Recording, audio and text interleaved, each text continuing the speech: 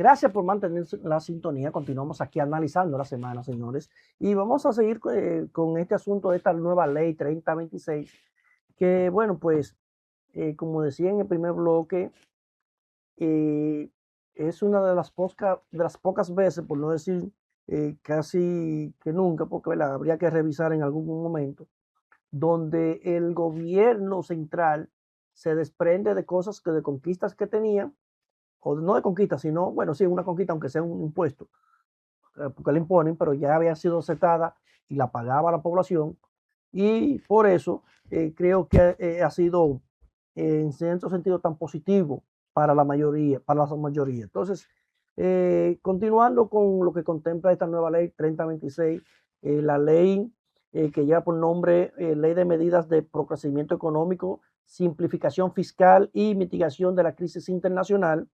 Entonces, otra de los aspectos, hablábamos de la indexación salarial, y eso es un aumento de salario, señores, sin que te aumenten el salario, porque el que estaba en 34,000, casi 34,000 y pico de pesos, y ahora llegan, lo suben en casi hasta prácticamente 40,000 pesos.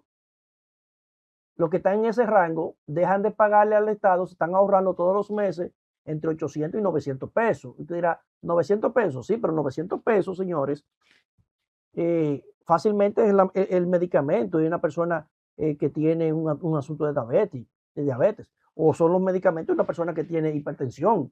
¿eh? Y es un dinero que no se está gastando, que no se lo están sacando de su presupuesto, sino que se queda con él. Entonces, además de todas las otras cosas otras medidas que también impactan y benefician de una manera u otra. Entonces, el aumento a la deducción de gastos de impuestos por gastos físicos a personas físicas. También se elevan los rangos, quiere decir que esas personas que tributan y que se hacen los descuentos, pues también tienen un rango mayor ahora para que puedan descontarle los impuestos. La deducción por gastos educativos es un salto bastante interesante, porque pasa de 25 a 30% de los gastos educativos que se les van a hacer deducibles de sus impuestos. Pero en el caso, y esto es extremadamente importante, señores, porque en República Dominicana tenemos más personas con síndrome de TEA, de estos niños autistas, que su manutención es muy cara, la educación es bastante cara. Entonces, en lugar de un 25 como estaba actualmente, la deducción de los gastos educativos, ahora se aumenta hasta el 50% cuando se refiere a niños con estas características. Y eso es un alivio. Es un alivio. Si a usted le están aumentando, si usted tiene un niño con esas condiciones, de los gastos que usted reporta, le están aumentando un 100%, porque usted le descontaba un 25% de los gastos educativos y ahora lo aumentan un 50%. Quiere decir que los gastos que usted incurre con esa criatura suya, ahora usted se va a beneficiar el doble. Y eso son cosas que hay que aplaudir. Así que, en sentido general, creo que esta ley 3026, ley de medidas de crecimiento económico, simplificación fiscal y mitigación de la crisis internacional, o el plan anticrisis, como lo hemos denominado, creo que cumple con muchas cosas, beneficia a las microempresas, también beneficia a las pequeñas empresas, porque también ahora le da una modalidad de pagar los anticipos en 3 cuotas, pero a diferencia de como se hacía antes, de que usted tenía que pagar un anticipo en base a lo que usted vendió el año pasado, ahora la primera cuota usted la va a hacer en base a lo que usted vendió en ese primer ciclo.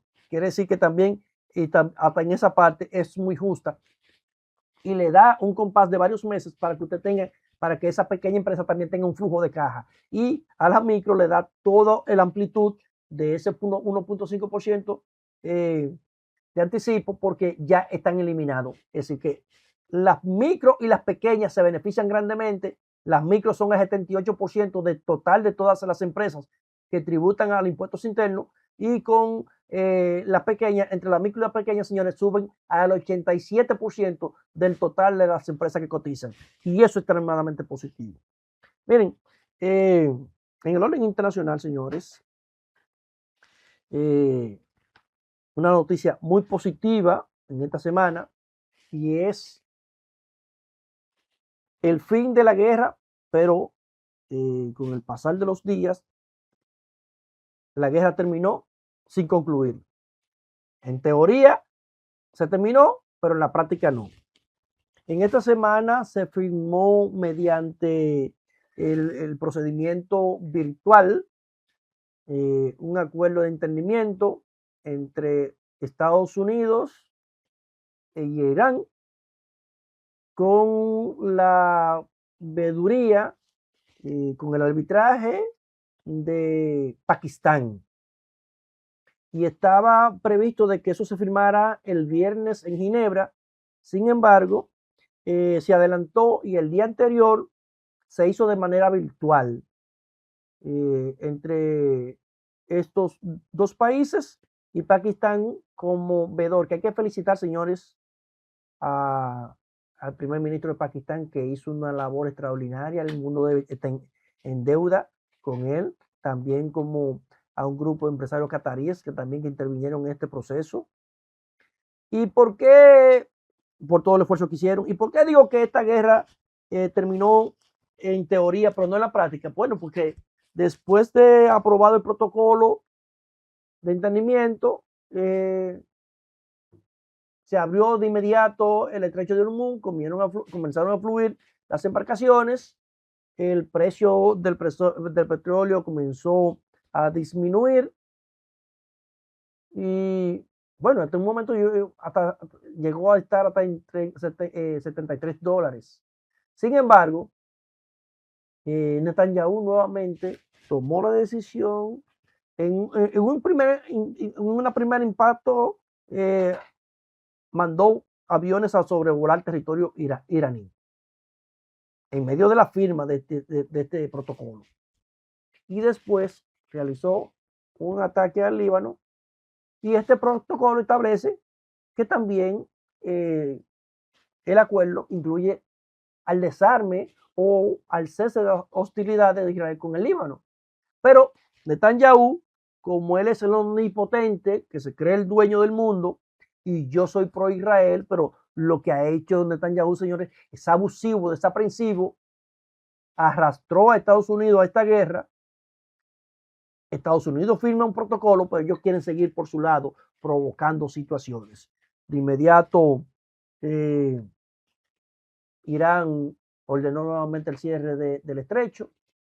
Vamos a ver qué sucede con esto, porque de verdad que si bien es cierto que nosotros, creo que la mayoría de países de este lado somos simpatizantes y apoyamos a Israel. De hecho, Israel tiene un lazo, un vínculo histórico con República Dominicana, porque cuando se constituyó el Estado de Israel, cuando se sometió en 1947 y se aprobó la resolución en el 48 para convertir a Israel en Estado, uno de los votos que contó, de los 33 votos que contaron para que Israel fuera un Estado, fue por ordenanza de Trujillo en apoyo en la ONU para que se creara y se reconociera el Estado de Israel. Por lo tanto, Israel, en cierta medida, es un Estado gracias a un voto de República Dominicana.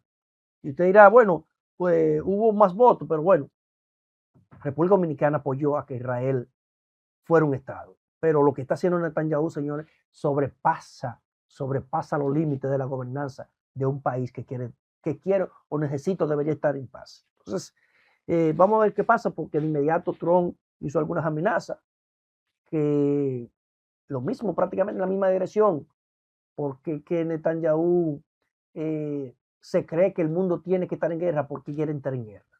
Y las cosas no pueden así. Vamos a ver en el transcurso de esta semana que inicia qué va a pasar, cómo va a afectar esto el protocolo de entendimiento que se firmó, que dicho sea de paso, y es una de las cosas que yo puntualicé en esta semana, el mensaje que se dio con la firma de Trump de este protocolo no me gustó. ¿Por qué?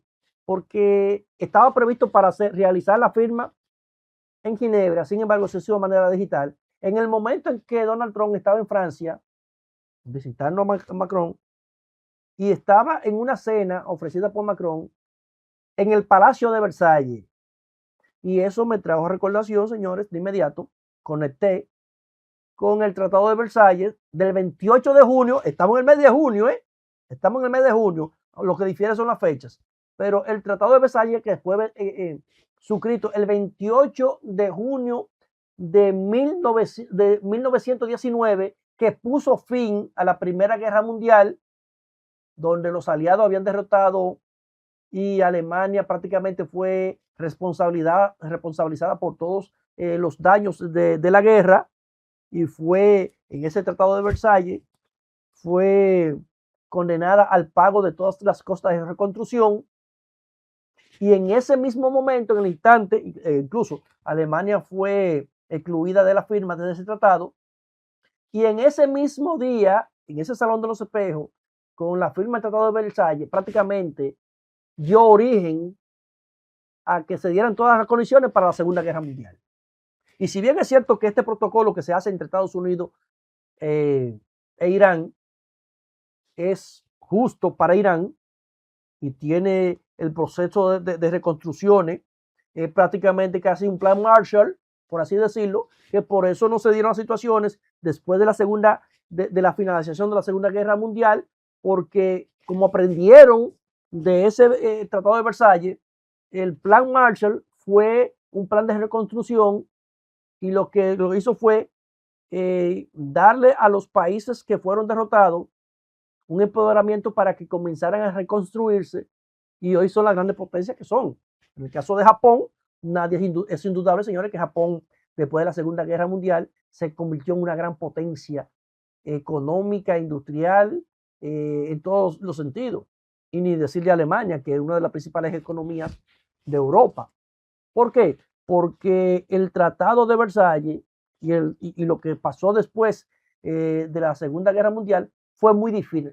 Ese plan Marshall fue muy diferente a lo que se hizo en Versalles. Entonces, la simbología de que Trump firmara eso en Versalles, no, para mí, quizá, imagínense quién soy yo para hacer inferencias ni hacer puntualizaciones sobre eso, pero a mí en la simbología no me gustó. Pero bueno, vamos a ver qué pasa con esto. Lo que esperamos es que todo vuelva a la normalidad, que Netanyahu deje de estar fastidiando tanto al mundo, porque tiene hastiado al mundo entero, y así hay que decirlo, porque estas situaciones provocaron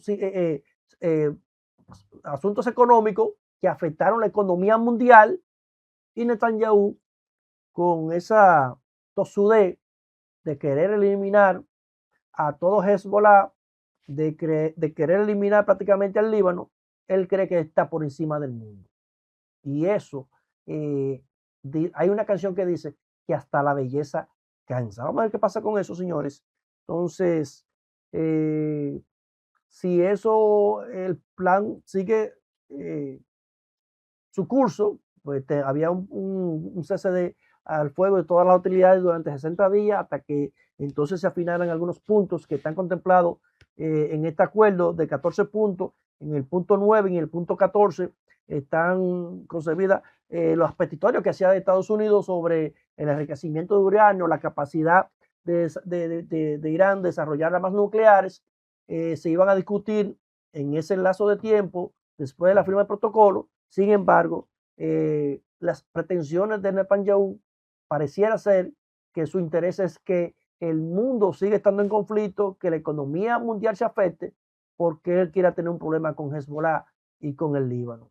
Vamos a una pausa, señores, y regresamos con más informaciones en más aquí con Analizando la Semana con Manuel Rojas. No le cambien.